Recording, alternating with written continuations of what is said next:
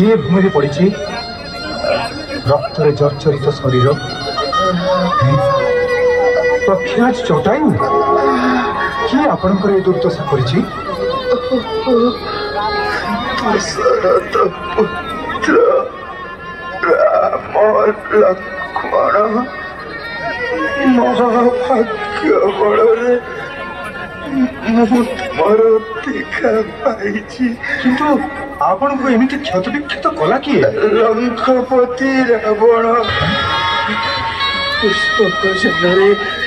मां सीता को बलात्कार बसाई लंका गढ़ को घेरी जाऊला माँ जानकीर आकुल क्रंदन शुणी रावण सहित कली मात्र शेषरे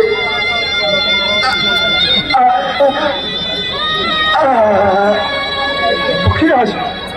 पक्षीराज जटायुर शेष कृत्य परिसमापन